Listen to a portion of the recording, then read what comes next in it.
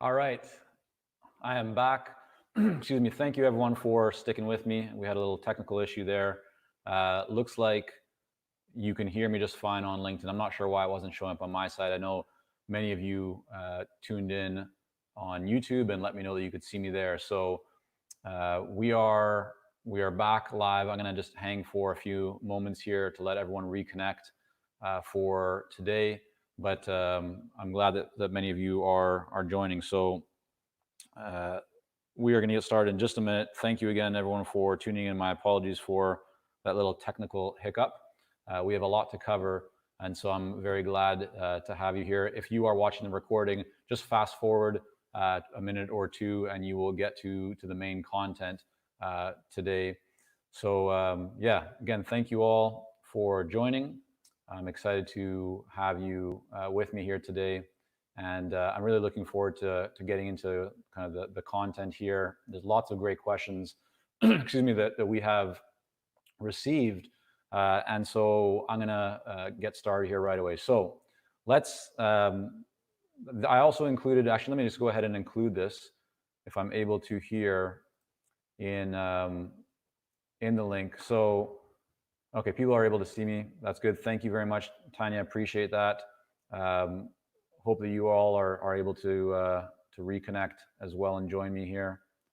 Yeah, I'm not seeing it on, for some reason, on my notification side of LinkedIn, but if you can, let's just start off. If you can hear me right now, please just go ahead and type in either YouTube or LinkedIn. Send me a quick message on LinkedIn again here. Let me know number 2, right? This is the second attempt here. Let me know that you can hear me, you can see me. Hopefully the audio quality is good, and also that the picture's coming through clearly.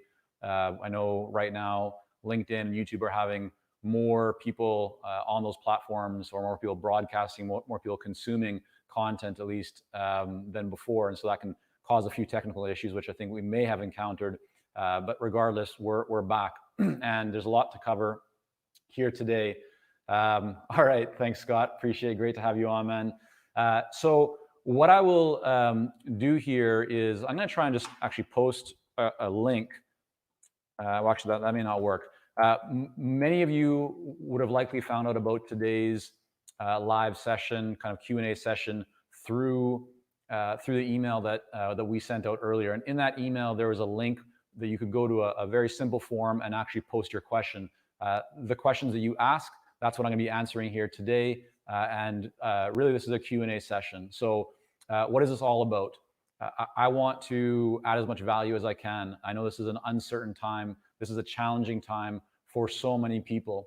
And I think more than ever, it's important that we come together collectively as a community, that we support each other, we help each other, we add value for each other so that we can all succeed together. My goal is not only to help you to manage what is going on, but really help you to thrive, to prosper, to come out on the other side better off than when you got started. So again, if you can type in the chat, in the kind of comment box, whether you're on YouTube right now or on LinkedIn, let me know that you can hear me, that you can see me.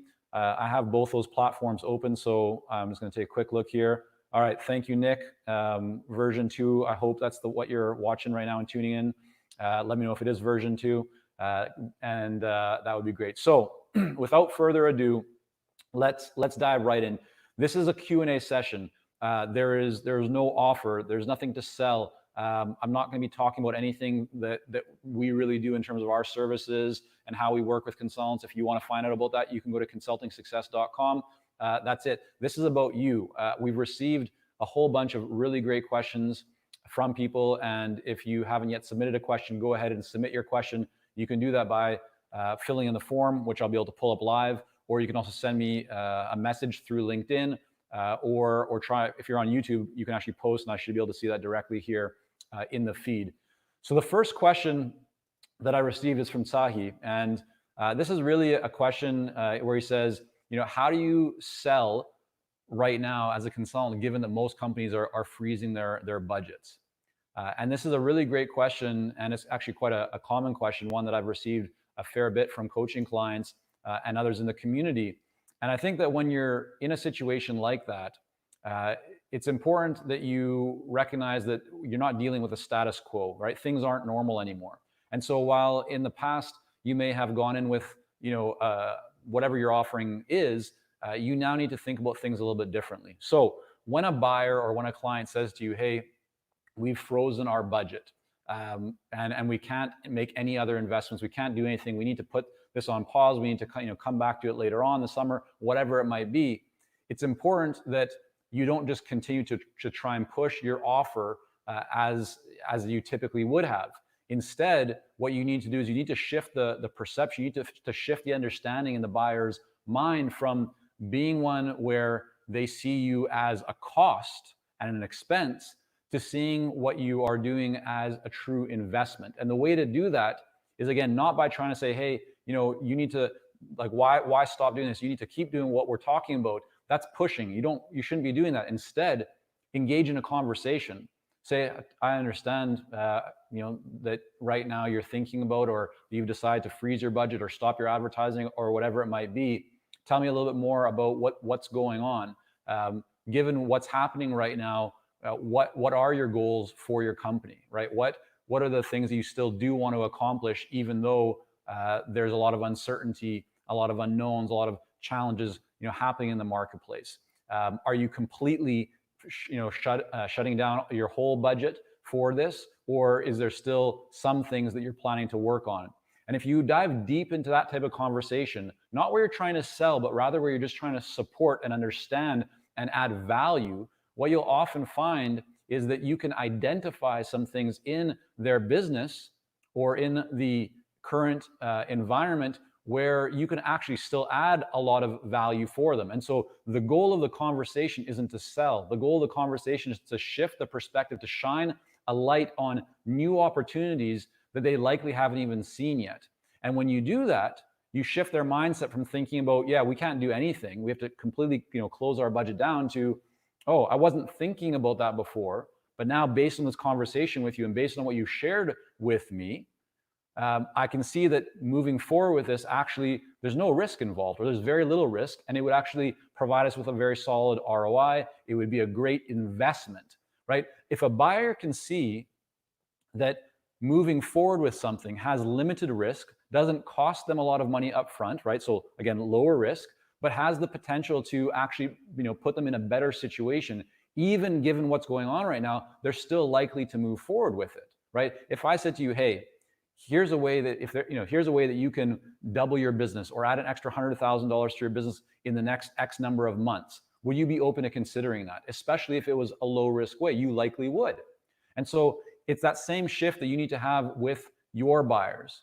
Look at, and I think the key thing here is to realize that you as a consultant, especially with your existing clients, you probably already have access to a lot of data, to a lot of information about their business that they may not have. A really good example of this is that you may have access, let's say, to a company's analytics on their website. And you might be able to go into their analytics and actually find opportunities that they wouldn't have seen before, or maybe you weren't even focusing on before because it wasn't part of your core project.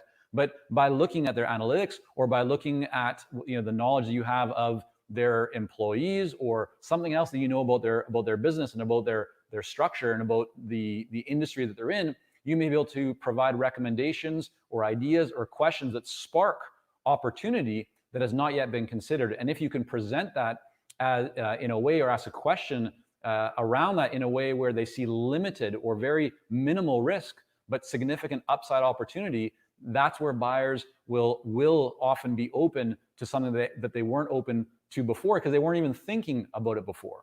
So even when the buyer says, we've shut down our budget, don't stop, right? Don't just say, okay, let's talk in a few months. Engage in conversation, right? Push forward to support them. Again, it's not from a place of trying to sell. It's from a place of really trying to understand what is meaningful to them, what's important to them right now. Yes, given what's going on, there's going to be a lot of uncertainty. There's going to be a lot of things you need to do differently than you would have done before, but don't back off. If anything, now more than ever, you need to lean in and really support your clients to find ways to help them to create the results that they want, even if there is less options.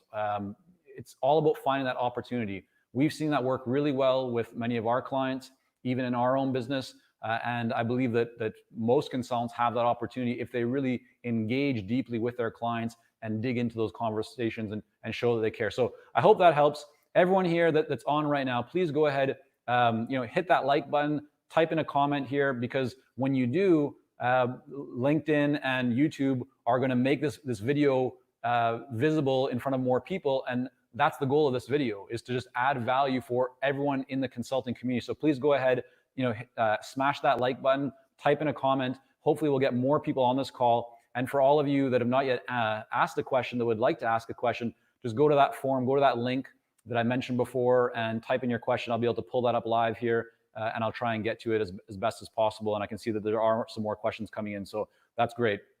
All right, so let's take another question. This one is from Ashley, and it's, what message can I provide my clients and be best of value during this time? Is now the time to be there for my clients and forego fees in the hopes that it transfers to paying clients when this is over?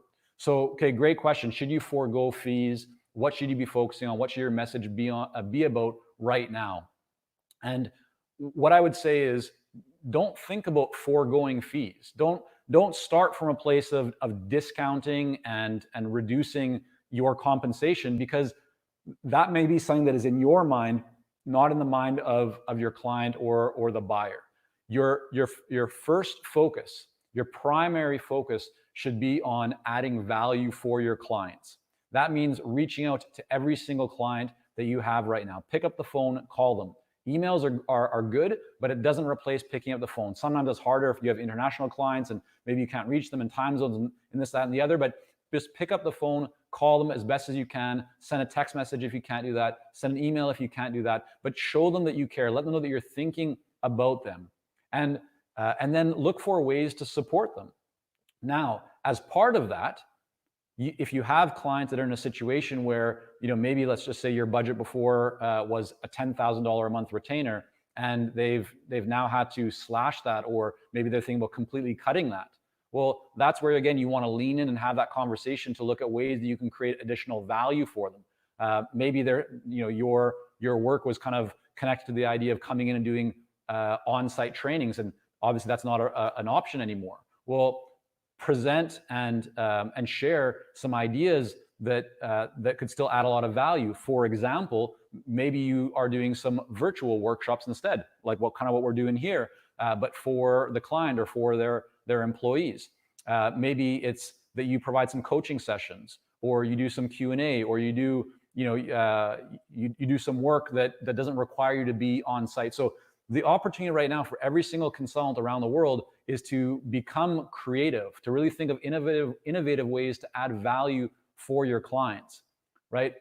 Your compensation is typically a direct connection to the value that you provide, to the level of value that you are able to offer, and the severity or the importance of the problem that you are trying to solve, or that they have that you are going to work with or help them with.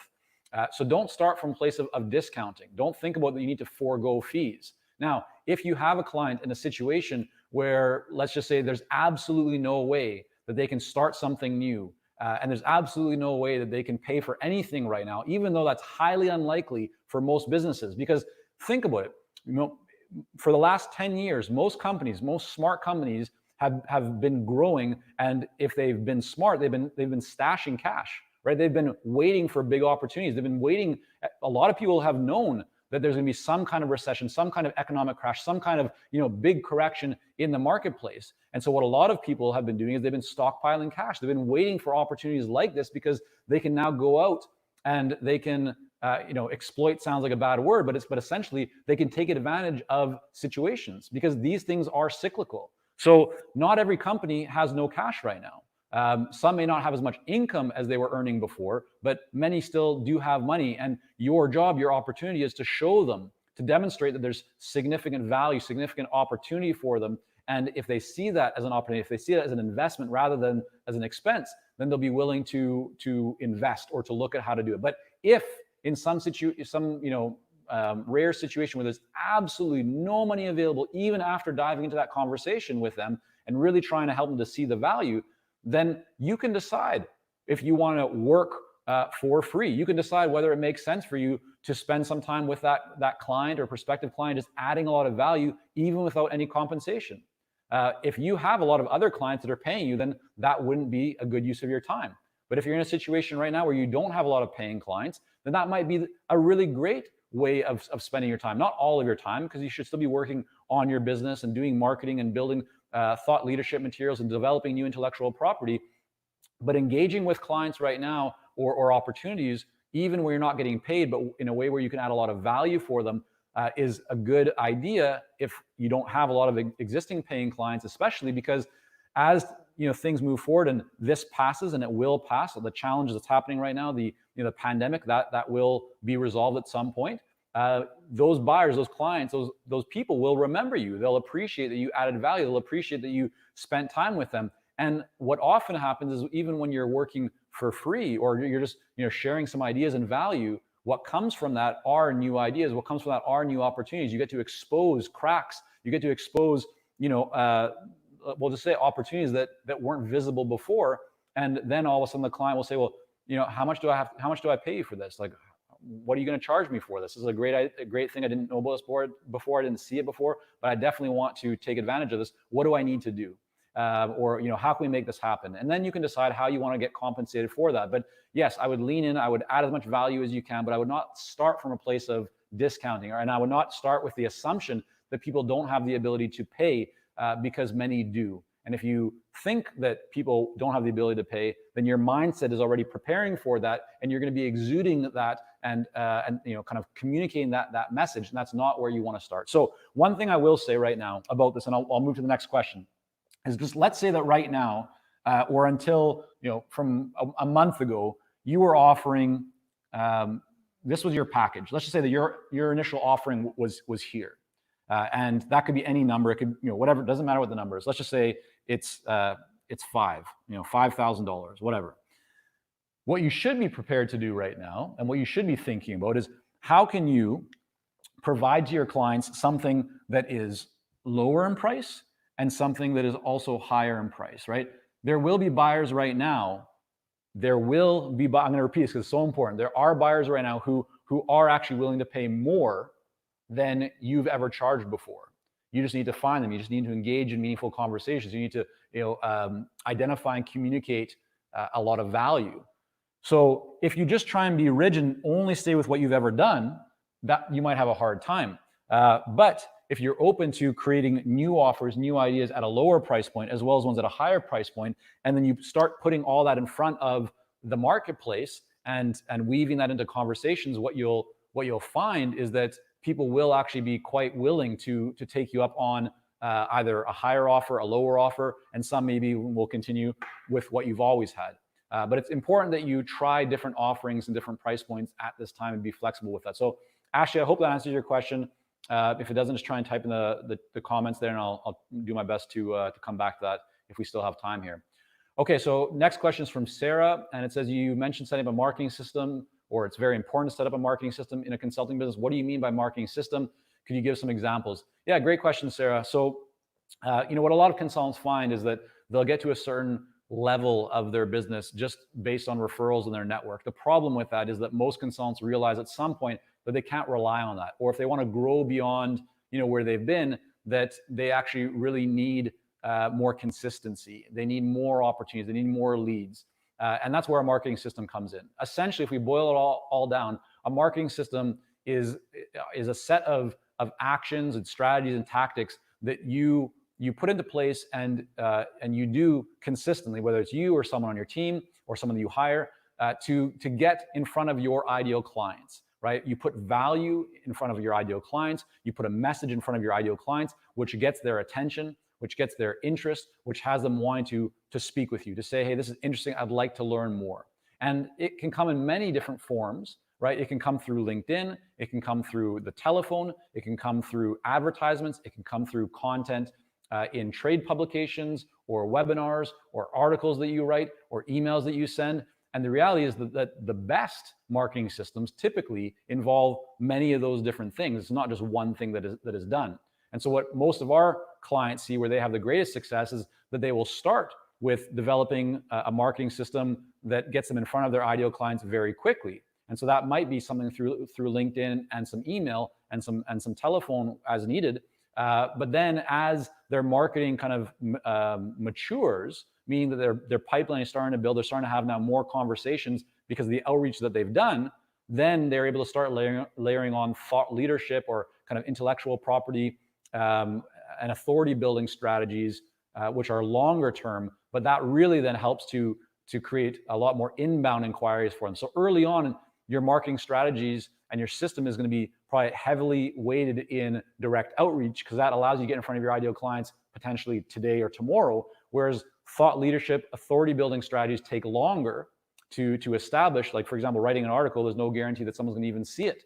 And even if they see it, like, it might take months for it to get ranked in Google's kind of search algorithms and for people to actually start coming to your website as a result. But once it's there, it can bring leads for you for many years to come. So we typically work with our clients to help them establish the right marketing system based on where they are at right now. And I can see that from what you said here, you've been in business for 5 or 10 years as a consultant. So the strategies and the system for you would be different, most likely, than it would be for someone who's just becoming a consultant right now. So there's many different ways to create the marketing system. The most important thing is that it's the right marketing system for you, for your business model, and then that it's set up so it can be done consistently. Because where most people have where most people lack, or where most people see kind of a deficiency or a lack of results from their marketing, is because they don't know who their ideal client is very well. They don't have a message that gets their attention, and then they don't do enough marketing. They don't follow up consistently. They don't have a real system that is being used consistently.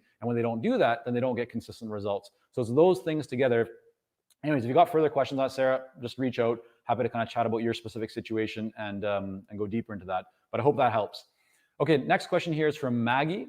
And it says, for a newer consulting business who's only has one client, how do you suggest preparing to still gain business either now or when the pandemic is over?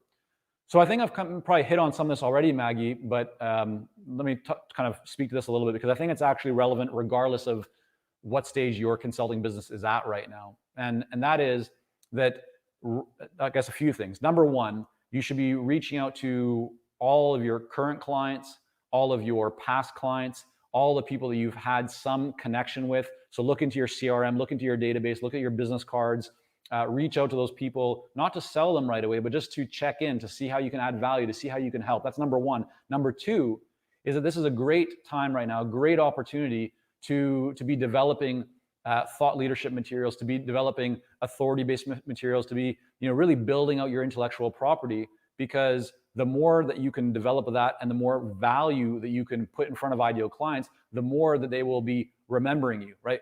Right now, there are fewer people actually doing this. A lot of people have stuck their head in the sand. A lot of people are, kind of holding back. They're waiting for this to pass. And those are victims. Those are people, and I know I don't want that to sound or come across the wrong way. I get this is a very serious situation. I personally know people who have been impacted with illness or even death with the current pandemic, and it's sad. But the reality is that there's only two things that any one of us can control at any time. The first is our mindset, and the second is the actions that we take. Those are the only two things that we can control. So rather than putting your head in the sand and just hoping that things get better, hope is not a good strategy. Instead, what I would recommend is that you take action. And so a lot of people are not taking action right now because they're scared or they don't know what to do. But you have an opportunity, all of us have an opportunity to lead and to take action.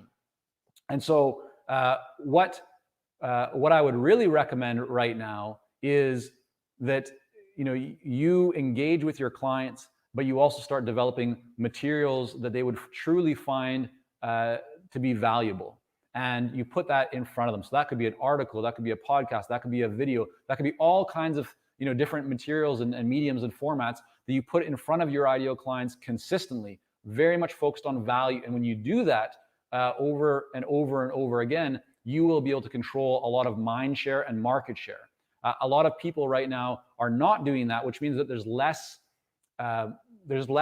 content, there's less noise in the marketplace, which means that you actually have an advantage right now by doing that. Your message will be better received. It'll be received in the first place. It'll be visible. And so right now, creating more visibility is easier than it was before if you actually take those actions. So I hope that helps there, Maggie, and really everyone else that might be kind of going through that same kind of question in their minds.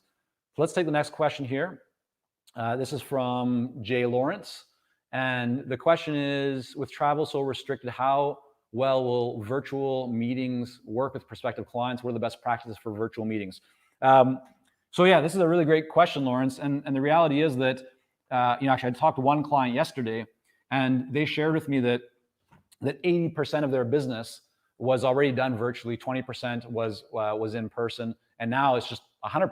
So they were a little bit better prepared. Some people, 100% of their business was in person, and nothing was virtual, and so they've had to make a very big shift. So everyone's a little bit different in that regard, but the reality is, I think what's going to happen as a result of this pandemic is that more companies are going to become very comfortable with this idea of virtual. The reality is we don't have a choice right now. That's all there is. So, back to your question, like what are some of the best practices for virtual meetings? It's very similar to if you're doing an in-person meeting. You want to make sure that you're adding value. You want to make sure that you're engaging in great questions, coming with great ideas. I think the nice thing, and actually I heard this yesterday on a call that we had with about 20 clients or so, where many of them shared that they're now sitting down in virtual meetings with their clients, and so or like board type meetings, and it's nice to see that the CEO or CEO or whoever it is in their house, and they're wearing a hoodie, or they're just wearing a t-shirt or a sweatshirt or whatever, and so they're much more casual, much more relaxed. Their dogs are walking around, their kids are around, whatever it might be. That's nice because it exposes a different side of that person that you wouldn't typically see if they were in the office wearing a suit, all kind of buttoned down and all looking professional. So the best practice here is really not to look at virtual as some kind of deterrent or barrier, but rather to embrace it. It's a new platform, and it's one that I think will only continue to grow. And as a consultant, it's one that you should really look for, you should appreciate, because it saves you a lot of time. Another client in Germany just shared yesterday that they're now able to save one full day out of a travel schedule where they would have had to go and do in-person meetings, but now because they're all online in terms of workshops, they don't have to spend that one day traveling. So that's additional profitability for them in their business. So I hope that answers your question.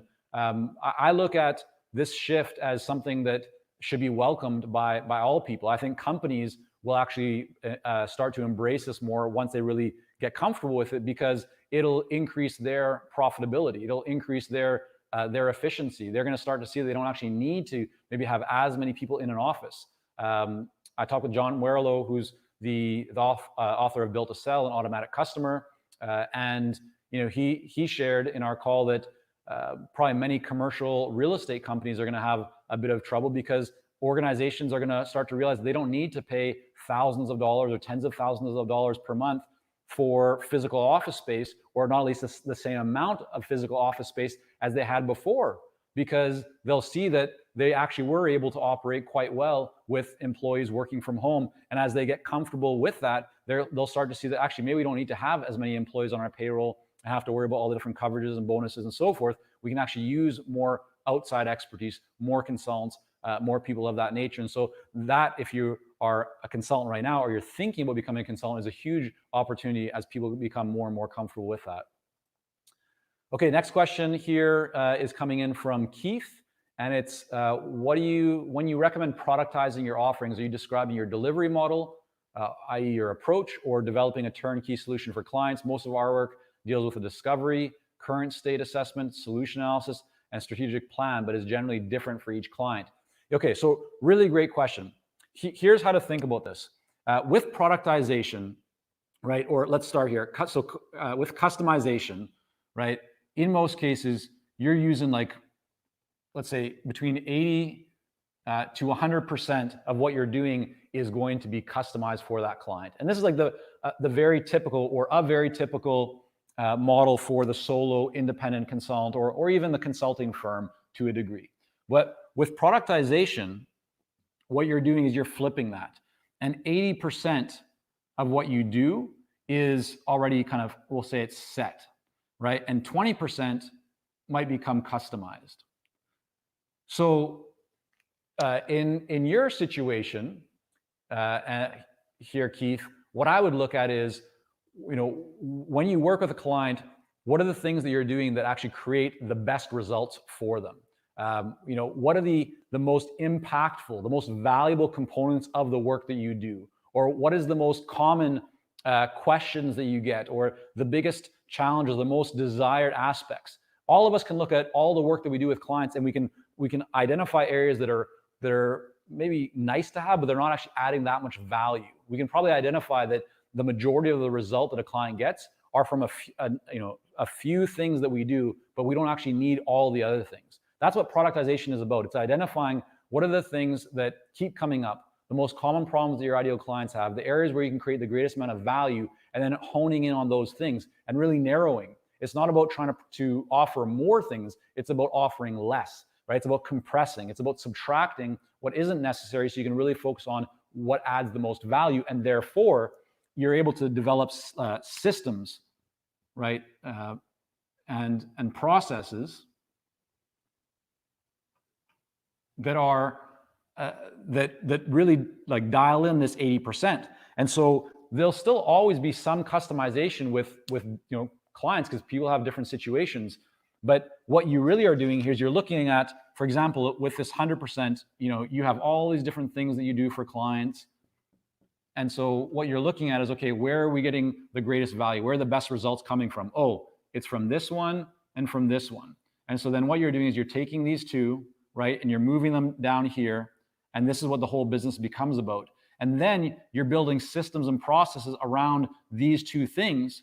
And so now this gets kind of built out or chunked out into, oh yeah, we do these specific things, but it's all supporting this one area where the greatest impact comes. And we just adjust each one of these slightly, right? The 20% customized based on that individual client. So that's what productization is all about. If we do have actually a whole program on productization, but I'm not here to talk about our programs and what we offer. So if you're just interested in that, Keith, just reach out. Happy to share more about that. But that's kind of how we think about productization, right? It's identifying where does the greatest impact come? What can you remove that isn't necessary? And so you can focus more on what is necessary or what adds the greatest amount of value for people. Productization is not for everyone. For the solo independent consultant, productization may not be the best path, because with productization, typically your fees, right, are going to be a little bit lower, right? It might be like between 1 to 2 here, whereas with custom, right, you can go significantly higher because there's a lot of custom work here. But with custom, if you are a solo independent consultant, you should not be focusing on volume. You should be focusing on value, right? If you have too much volume, you can't handle it, you reach capacity. Whereas with productization, you're not really going for value, you're going more for volume. And the ideal would be both volume and value. But the reality is with productization, it's all about volume because you've already built the systems of processes. You already have a structure. And so you can feed a lot more through that without requiring the same level of intimate engagement that is required with custom, which is why custom is typically significantly higher priced and productization is lower. So it's the balance of deciding what model works for you best. Anyway, so I might be kind of moving a little bit off topic there and kind of getting a little bit deeper into some of the details, but I hope that adds some value there for you, Keith, and answers your question. All right, try and do my best to keep working through questions here. So next one is from Matt, and he says, how do I transition to becoming a full-time consultant when I'm trying to phase away from my current full-time job? I'm just going to pause actually for a second. Is everyone getting value from this? I hope that this is valuable and helpful for you. If it is, please just hit the like button, type in a comment, let me know. I'd really appreciate that. Okay, so Matt is saying, how do I transition from full-time to becoming a full-time consultant? My time is already stretched with my current job and it's a safe position. I want to move more into consulting, but often have little energy left at the end of the day. In general, any best practices? Yes. So we've actually worked with a lot of consultants who have done that. They've actually reached out even when they're still working a full-time job, and we help them to make that transition. And so here's what I find. Number one, look at your existing employer, because they could be potentially your first client. And so there's a whole way to make that transition, but look at that because that's often a good thing. The second thing is, look at this idea of productization, or really get very, very narrow and think about where can you create the greatest results? What is a big problem, a painful problem that the marketplace has that you are uniquely positioned to solve? And then what you can do is, because you have now the safety, or quote unquote safety, because there's no such thing as safety in the corporate world, but you have your full-time job right now. That's great. You have income coming in. Great. right? That puts you in a really good position to now focus not on going out and selling, because you don't need to, but it allows you to go out and focus on building your pipeline of opportunities for the future. So let's say you have your hypothesis, X number of, I'll just kind of write this out here quickly. Oh, let's just flip this over. So, whoops. Okay, so let's say right now you're going to start off with your hypothesis, and that people have a problem with whatever this is, right? It's a painful problem. So now what you need to do is you need to go out and you need to, test that on a whole bunch of people. And because you have your existing job right now, right, you're not necessarily as hungry for income because you have income coming in, which means that you can just go out and have genuine conversations with a whole bunch of people and say, hey, is this a problem that you're having? I see this a lot in the marketplace. This is exactly what I've been doing for X number of years. I'm an expert in solving this. I'm just wondering if this is something that you might need some help with, or how do you see this in the marketplace? The goal of taking your hypothesis out there is that you want to validate it, right? What a lot of consultants do is they go out, they quit their job, they go out to become a consultant, and they have no idea whether or not their hypothesis of what the market wants, it can actually be validated. It's not that it can't be, it's that they haven't done any validation. So then it takes them longer to get things moving. So if you're in a position right now where you still have a full-time job, that's a great opportunity to go out and validate. The other thing is that as you're validating, what you're doing here is you're building relationships, right? And these are people who don't need to become clients for you right now, but when you do transition out, then right, they could be some of your first clients. I'm smiling because I didn't even finish writing the word relationships, but hopefully that, I'm trying to move quickly here to get through a lot of questions, but hopefully you know what I mean. So that's really what I would be thinking about, Matt, is what's your hypothesis? What is the big problem that you're uniquely positioned to solve?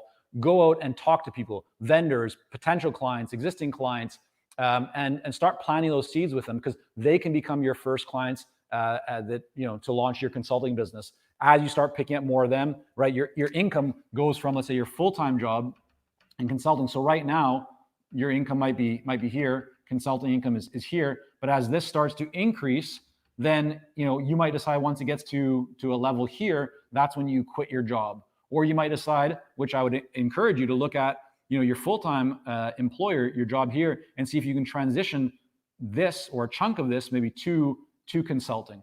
So that's kind of how I would look at it. I hope that adds some value and answers your question there, Matt. Feel free to reach out if you want to kind of go deeper into any of that. All right, question here from Tom, which is, well, what could be the future of consulting, and are there more online opportunities now for the same, for now, or the same will continue after COVID-19? Do we expect more work from home? Yeah, so I think I already hit on this, Tom. But yeah, I do believe that there will be a lot more opportunities for consultants to work online. And I think there's gonna be a lot more companies who already see the value of engaging external experts. I think that'll continue to grow. This is, if you look at every crisis or every challenging time, there's always something that emerges from it. There's new opportunities, new innovations that come from it. I think this is one of the big ones that's happening right now, is that working remotely or working, from home or wherever it is, will increase, and that's going to create a lot of great opportunities for consultants. Well positioned to capitalize on that. All right, everyone following here, is this like, does this help? Does this make sense?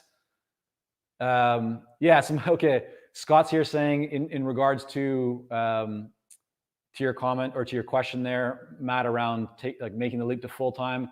Scott's saying just take the plunge, you won't look back. Scott's an awesome client, and he's doing some really great work. So that's awesome. Thanks, Scott, for sharing that. Okay, next question here is, let me go through this. How to propose. Okay, so there's a question here from Hiral. The question is, how do you increase your fees? How to demand fees in advance, and how do you deal with clients who start bargaining with you? So that's actually three questions, I guess, in one. How do you propose an increase in fees? Very simple. You have to demonstrate and show more value, or just start charging. If it's a new client, just start charging more, as long as the value is there. If it's an existing client, you have to demonstrate and communicate, essentially show that there's more value that they're going to receive if they're going to be paying more for the same thing.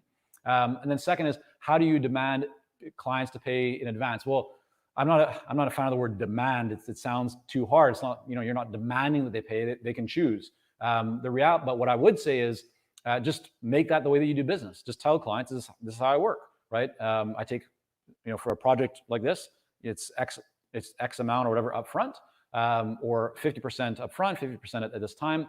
Here's the thing. Right now, where you need to be flexible. If you're a business, if your pipeline's full, you got more business you can handle, then don't worry about what I'm about to say. But if you're in a position where you've lost some clients, or you're just getting started and things aren't really moving for you because of what's happening, it's a bit more of a challenge, be flexible. So it's okay to take a little bit less. It's okay to take a larger project. Let's say it was going to be a $50,000 project, and break it down into 5 or 10 chunks at smaller fees, and have your clients walk through those. That's totally fine, right? Find ways to be flexible, find ways to add value, and good things will come from that. And the next question here, or the third part of that question from Hiral, is how do you deal with clients when they start bargaining on fees? And my response to that is that, again, you need to lead with value.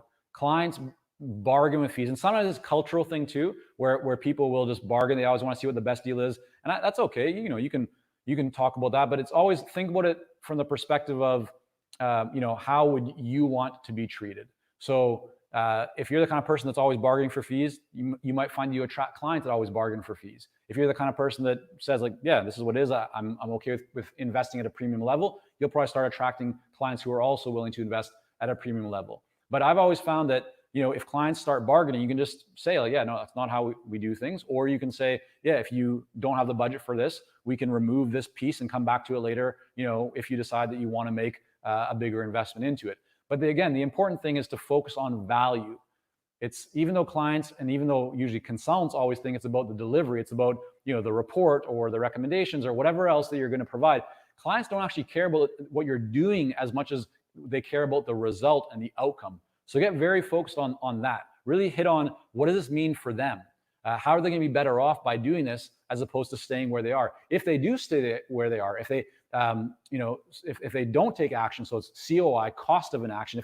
If they don't move forward right now, what does that mean for them? What do they stand to lose? If you really hit on those things, then often bargaining it's not necessary, because the value is there. The value is clear. So I hope that answers your question there, Hiral. Okay, question from Eugene. What's the best way to move the needle forward when you have the skills and the know-how, but have a serious lack of resources to pull from? I don't actually fully understand what you're asking here, Eugene. You're saying, like, I'm not clear on what kind of resources. I would guess that maybe you're referring to, you don't have a lot of money to invest in your business right now.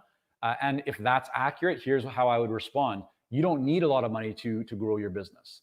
You just need to be resourceful, right? The resources that you need are you. You need to have the ambition, the will, the motivation, and most importantly, to take action, right? Action is the key. Here's why. It doesn't cost a lot of money to use your phone to call people. It doesn't cost a lot of money to reach out, to send some messages. It doesn't cost a lot of money to follow up consistently. These are all things that don't cost a lot of money. Yet these are the things that are actually the most effective that you can do in most cases, right? Especially if you're starting off, or especially if you don't have a lot of resources, that's what you should be focused on. You don't need a lot of money to do those things. Pick up the phone, call people, connect them on LinkedIn, add value, send emails, follow up, send text messages. Like, you can do tons of different things. Start a podcast, do a video series. There's lots of things that you can do right now to add value that will allow you to move the needle forward, using your words there, Eugene, and to demonstrate your skills and your expertise that don't cost a lot of money, right? I'm doing a LinkedIn Live right now. This doesn't cost any money. Well, I shouldn't say that. It does cost money. I'm using a service called StreamYard to stream this right now, but that's not a lot of money. It's, I don't know, $20 a month or $30, something like that. It's reasonable, right? So, and there's probably platforms that are free as well. You can use this for free. We just pay because we do it. There's some additional features that we're using here, but regardless, it doesn't need to cost you a lot of money to get your message out there, to add value to the marketplace. So I hope that helps, Eugene. Okay, next question here is from Shannon, and it's, is it important that I differentiate between being a service provider and being a consultant? I do plan on providing staff support services and very specific in my role. Okay, I don't get that last part, but so difference between a service provider and a consultant. It's an interesting choice of words there, but here's what I would hit on. Here's kind of what I'm taking from your question that I think is important for every consultant or every person thinking about becoming a consultant. Being a consultant can be very similar to being a contractor. There's many even in-house consultants in organizations. A consultant, right, is someone that can do the work, but a consultant can also be viewed as a commodity by a buyer. And so the big kind of differentiation or the big distinction that I want to make is between a consultant and a consulting business owner, between being a consultant and being an advisor.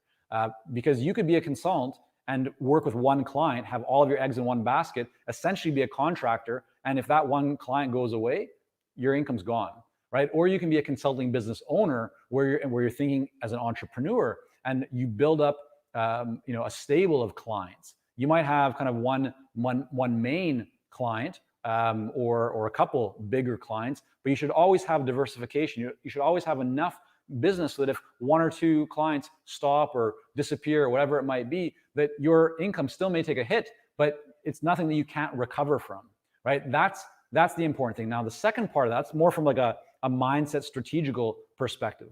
But in terms of from your client's viewpoint, if you're just another consultant that just provides a service or you're just a service provider, then that's almost just like a vendor. What I would really be encouraging you to be focused on is how can you move from just being viewed as a consultant to being viewed as a trusted advisor, to being viewed as a partner, to being viewed as a peer. And that comes from how you present yourself. That comes from the authority or the intellectual property that you develop and that you share and communicate. And it comes from also the way that you engage with a client. If you are always saying yes to clients, if you're always agreeable to them, they're not going to view you as a peer, right? They're bringing you in for your expertise, for your perspective. So you need to share that. You need to be confident. And when you do that, you'll start seeing that the dynamic of the relationship will be very different. But I would encourage you that from the beginning, because if you start off a relationship where you're very agreeable and all of a sudden you turn the tables, the clients can be jarred by that. It's like, whoa, what happened here? Why is this person all of a sudden very different?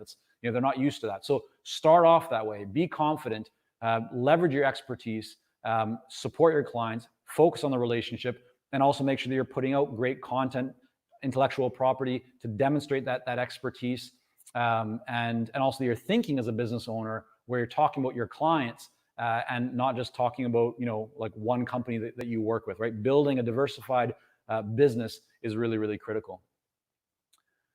Okay, I'm just going to read here. So, question from Tanya, and you're saying, okay, first, you're very welcome, Tanya. Tanya's just saying thank you for all the podcasts and all the different things that we put out.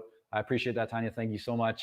You're a client. Okay, you're a client of the Momentum program. That's fantastic. Thank you for that as well, Tanya. So your question, though, I'm just trying to read through this, is to start, okay, a new consulting business, and you're concerned right now about going out and kind of like validating your message or going out and talking to clients, given what's going on, because you don't want to be seen as being opportunistic. Got it. Okay.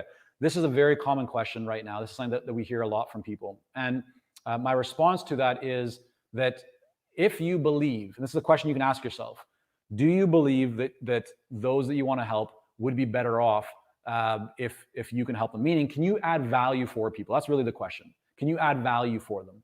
And if you can, then it's your responsibility to go out and engage in conversation. Why?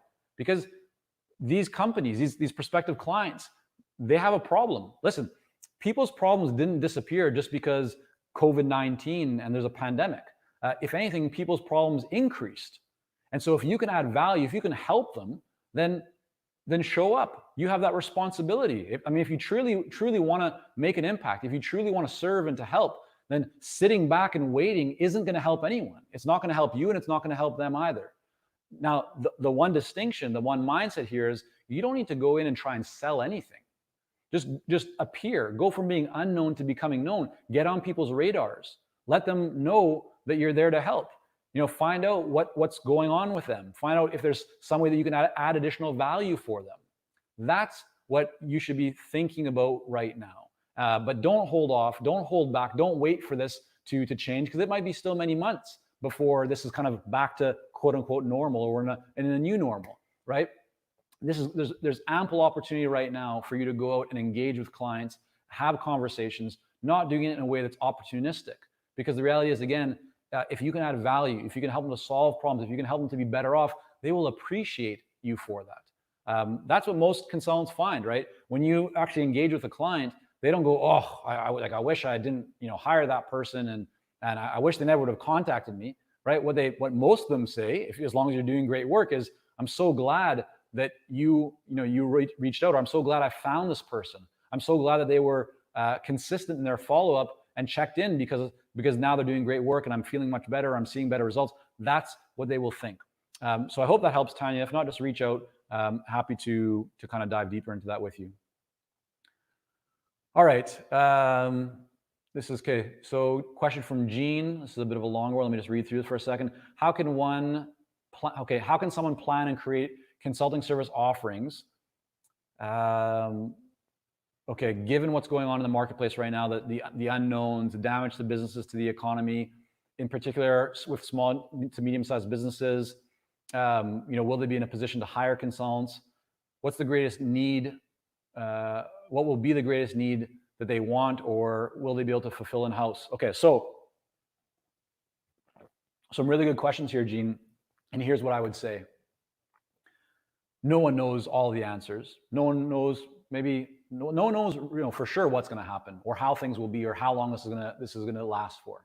But here's what I do know, and here's what I've seen. Looking at history and just even our own business, I've now been building consulting businesses for 20 years, and this is what I've always kind of seen throughout. The best step that you can take right now to answer these questions that you've asked is just to engage in conversation with buyers. You can spend a lot of time planning out and thinking, in your office, home office, whatever it is, about what the market may want, may desire. But those are questions, and those are questions that you can't answer yourself. You can only, kind of pontificate or guess and assume as to what the answers will be. But the reality is, right, you don't know and no one else knows. The only way to actually know is to talk to your buyers, right? To talk to future clients or existing clients or past clients, to stay very in tune and very connected to what is going on with them right now. Because when you do that, then you can find out what they're thinking. You don't need to think about what they're thinking. Ask them what they're thinking, right? Dive into conversation, and then you'll know what they're actually thinking. You'll see where they are right now. You'll have a better sense of what they might need going forward. But if you don't have those conversations, you won't know.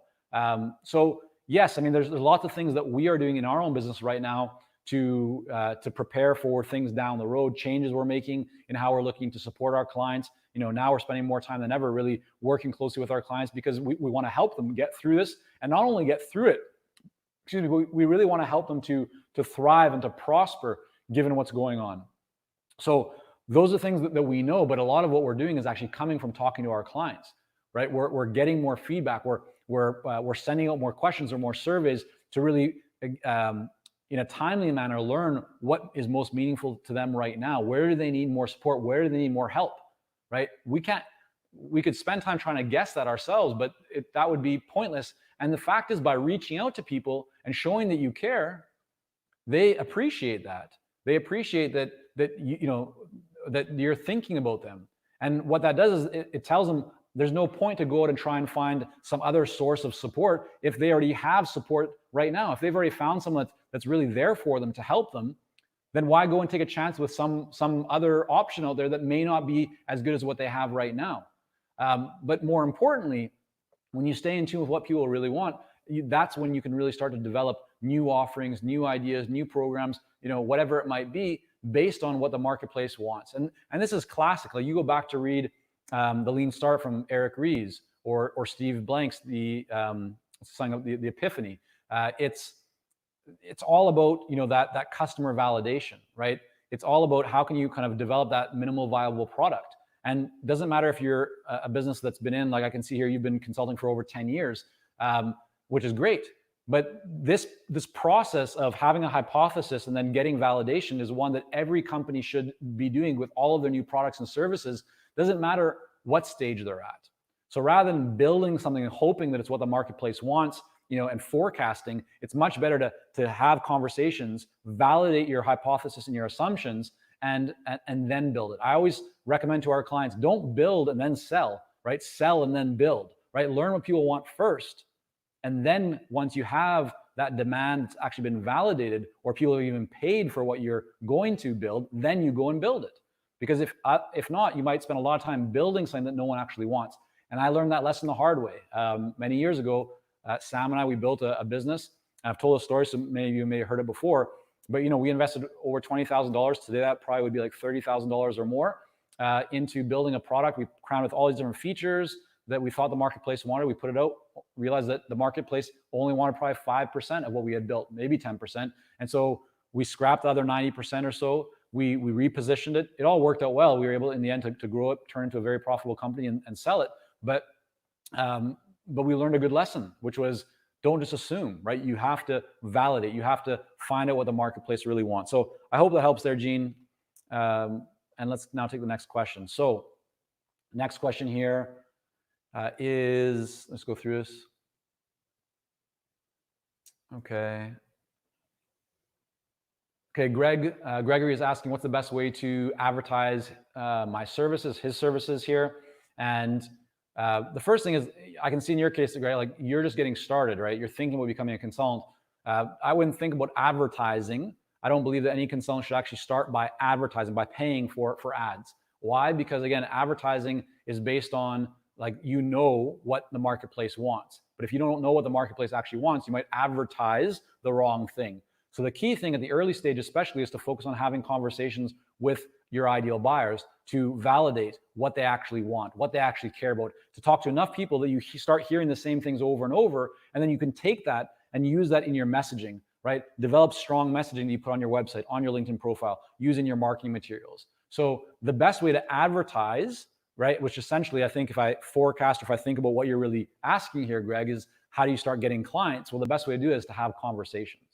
Right? That's why a lot of people overcomplicate the marketing process, and it doesn't need to be overcomplicated. What you should be focusing on is having conversations with people. Going to, not right now, it can't be a physical event, but it could be a virtual event, reaching out to people, interviewing people, doing different kinds of content setups, whatever, maybe asking for referrals, introductions, right?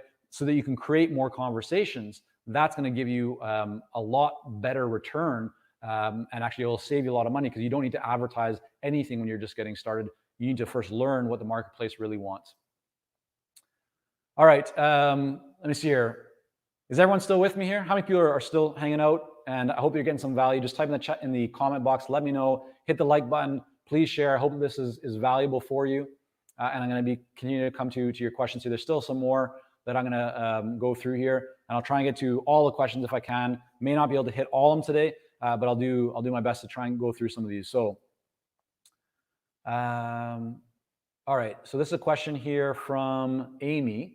It says, having schools as clients, what I hear is how busy they are, how overwhelmed they are by vendors, offering potential solutions and advice. How do I provide value when they have so much already coming at them and sound supportive? I not add to their stress. Really great question, Amy. And I think the main thing here is what you hit on, which is value. And so the best thing that you can do right now is talk to them. Just find out, and even just kind of like, take the cat out of the bag, as people say sometimes, right? Just say, I know you're probably getting in, like I've heard from many of my clients who are also schools that they're getting inundated with a lot of offers and people wanting to provide advice and to provide support. And I know that can be kind of overwhelming and stressful for some people. It's just a lot.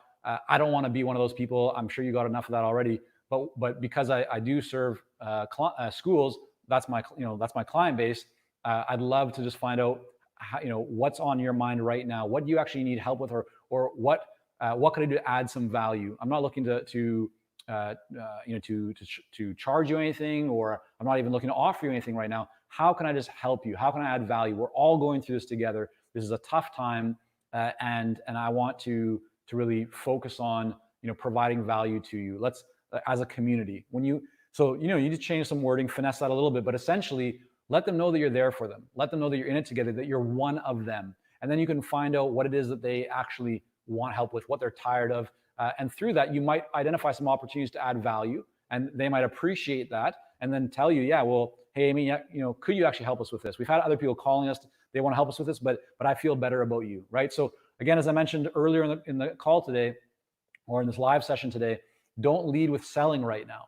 Lead with finding ways to add value and supporting and just letting people know that you're there for them. When you do that, people will kind of lower their guard. They'll engage more in relationship-based conversation, and then even through doing that, you can identify ways to help them, to add value, to actually generate revenue. But it's not about that. If it comes, great. If it doesn't, that's okay. Play the long-term game. Hope that helps there, Amy, and hope that you're doing well as well. Okay, question here is okay, so 1 second here. Marcia, you're saying, how can I use writing and publishing a book to build my authority? Just do it. So great question, Marcia. And writing, whether it's articles or a book, just the main thing is getting it out there, right? So I often kind of mention this to clients, but when you think about the most successful artists, most successful athletes, the most successful people in any kind of industry or walk of life, they are not people who just produce one thing and they're done. So what I think holds back a lot of consultants is that they are perfectionists, right? We are perfectionists as consultants, many of us. And I've had to learn this over the years as an entrepreneur, as a business owner, to move away from that idea of perfection and move instead to this idea of imperfect action. Because when you look at, for example, a painter, there's no painter that I know of in the world that's painted one thing and that's made them wildly famous and successful, right? Most painters have more paintings than people even know about. There's tons of paintings that they put together, they maybe show, and then they're gone forever. Think about a singer, right? They don't just record one song that's a Billboard hit and they're done, right? In order to have long-term success, they keep putting out more and more and more and more music. And in fact, in one album, right, which has 10 or 11 songs or whatever, there's might be only one song that really is the hit, but that's the hit. And so the idea, really what I'm getting at, Marcia, is don't overthink it. Just get out content, put it out over and over and over again. What I would suggest is start writing articles right now and use those articles to create your book so you're doing a 2-in-1. But the main thing is you need to put valuable content in front of your ideal clients and start doing that today, but then do it consistently over and over and over again for the long term. Hope that helps. Okay, let's go on another question here. Aman, you're saying, love what you do, Michael. Thanks so much, Aman. My question is, what would be the best outreach strategy, especially LinkedIn, for lead generation in the pandemic situation? In other words, upcoming global recession. Okay, so yeah, I mean, you're right. It's very likely that we are going to be heading into a recession. But here's the thing, that shouldn't change what you're doing, meaning that you still need to be proactive. You still need to market. You still need to engage. You mentioned LinkedIn, and LinkedIn is one channel. I would never really recommend that you just put all of your marketing into just like only LinkedIn or only one channel, because if you do, there's a lot of people who might be on LinkedIn, but they're not using LinkedIn all the time, or they get a whole bunch of messages on LinkedIn, they forget they got. So the best approach is to actually use multiple different channels. So you might connect on LinkedIn, then send them an email, then send a text message, then call them, right? Or change that order. Keep doing that over and over and over again. And the big thing I would say, Aman, is, talk about, right? Like start off by making sure that you speak to what is going on right now. You need to show empathy. Don't just try and hit someone and say, hey, I have something great. Do you want to buy? Like if you lead with a sales message right now, most people will be turned off by that. And my belief for that, and I'm writing a book right now, which I'll be happy to share with everyone here. We'll probably put it out for free or at a very low cost, all about what's going on and how consultants can benefit from that and make the most of it to really prosper and succeed. But what I've found in some of the interviews that I've been doing for the book is that, over and over, like you need to show empathy in your messaging, and you need to let people know that, that you're there to help and to add value. And people are still buying, but if you approach and just say, hey, here's what I have to offer you, and you want to buy it, people will be turned off by that, right? Right now, if you send a message that is like front loaded with a sales message, what people will typically respond with, in their minds at least, they will think is, this person is so out to lunch, they're insensitive, don't they know what's going on? And the reality is, because most people right now, we're all thinking the same thing, or many of us are, right? Which is just the concern of the uncertainty and the unknowns and the turbulence in the market and this, that, and the other. So, use that to your advantage. Speak about what is going on. Do it in a way that shows empathy, and don't lead with a hard-hitting sales kind of, sales message. Lead with care and with value. the more value that you can add right now, the more that you can strengthen that relationship. And then if someone wants to buy from you, that opportunity will come. You'll be able to engage in a conversation, but don't try and rush it right now. I think you need to play the long-term game right now, not be focused on short-term. And I've said this for a while because it's a belief that I have that I've just seen over 2 decades now, which is with especially the consulting business, focus on relationships, not on transactions. Right? We're not selling socks. Right? We're not selling toilet paper. Right? What we're selling is transformation. We're selling value. We're selling solving people's meaningful or painful problems. And so you want to focus on a relationship, not just on a transaction. So I hope that helps. Let me see here. I'll see if there's any other final questions. I actually do see a few more, but I know we're already well over. I planned this for about 45 minutes to an hour maximum, and we're now an hour and 10 minutes in. So if anyone has any other questions, go ahead and type them in the chat box right now or into the comment box. I will try and see if I can get to them here. I'll take maybe one, maximum 2 other questions, and then we'll wind down for today. Let's try and pull up a question here. So question is from Allison. Building 2 products for my client. My client would like me to consider how I might approach a joint ownership of intellectual property agreement and or a revenue share. Can you offer any guidance or advice on how I should approach this? Yes. So there's a bit of complexity to this, and I'll say right off the top, everything that I'm sharing here today, this is not financial advice. This is not legal advice. This is just my opinion, my perspective. Really my observations. But certainly when you're getting into talking about intellectual property and agreements and contracts and revenue share, you want to be bringing in an attorney. You want to make sure you have a solid contract that is going to protect you and what you've developed. I think and I actually had a very similar question from a client just the other day. And so we talked about this. You need to be very careful when you're engaging into an arrangement where your intellectual property is, could be owned by somebody else. And so I don't think I can actually offer you the answer that you probably are looking for, Allison, in this format, because there's a lot of variables at play, and it probably would require a deeper conversation to really try and give you valuable advice. But I can just say that I would always look first at ways that you can engage and support that client without doing joint ownership of your intellectual property. Or if they want access to your intellectual property, then there needs to be enough upside for you to really be rewarded for sharing ownership of that IP. Or you look at ways that they can essentially license that IP for a set period of time. So call it, say, 1 year, and they pay a licensing fee or a fee to access and use that IP, and then it needs to be renewed. But if they don't renew it, then you're revoking access to that IP. It's your IP, and that obviously needs to be structured in a legal agreement that protects you.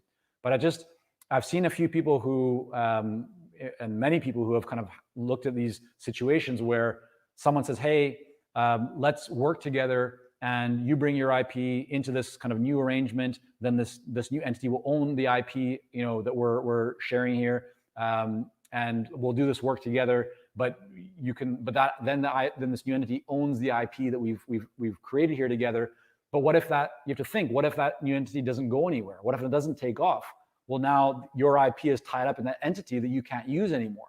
And that's a problem, right? So I would really be careful about how you look at that. I'd find creative ways, or if you are going to do some joint ownership of IP, then you need to really structure it so you have significant upside and a really good reason to give away some of that ownership of your IP. I hope that helps. Okay, so let me go here and just check and see if we have, I'll take one other maybe quick question.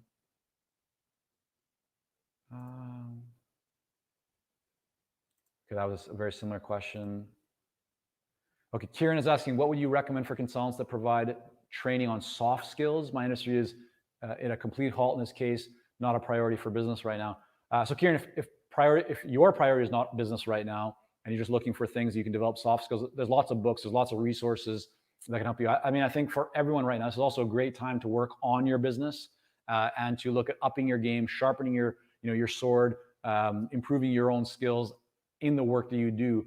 but also really working in your business, setting the foundation so that as things improve in the kind of the marketplace and the conditions, that you're going to be ready to really like hit the ground running, rather than just waiting right now and waiting to see like what's going to happen before doing something. The most successful consultants that we see right now are those who are really investing in themselves, investing in their business. They're setting foundations. They're working on their systems, their processes, their marketing, their authority, their intellectual property. They're using this time and they're maximizing it, right? This is valuable time. This is, a challenging situation, but it will get better.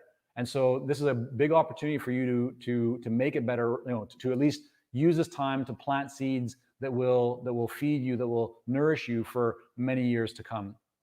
So I hope that kind of answers your question there, Kieran. There's lots of resources. It really depends on what specific area you're looking for. But I would, check out books, check out courses, check out whatever it is. But use this time, everyone, use this time to strengthen your business or to make that transition from corporate to consulting. And because it's a very good time to do it. The demand for consulting will never be higher, in my opinion, going forward. I think more and more companies are going to see the need for consultants, and they're going to look to external expertise. And so you should be using this time right now to increase your visibility in the marketplace, or to establish your authority and visibility if you're new.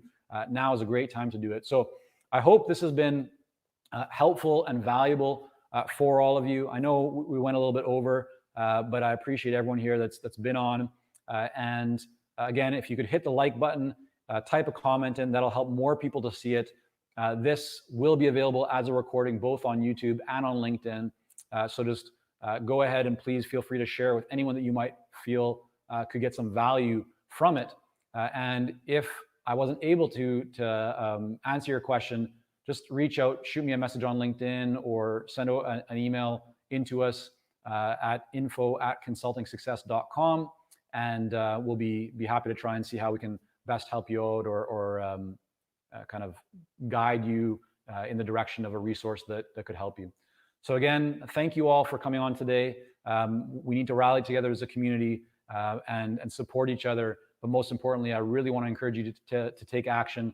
We have a lot of free resources to help you with that, with the podcast and the blog and all kinds of stuff on consultingsuccess.com. So if you haven't checked it out in a little while, head on over there.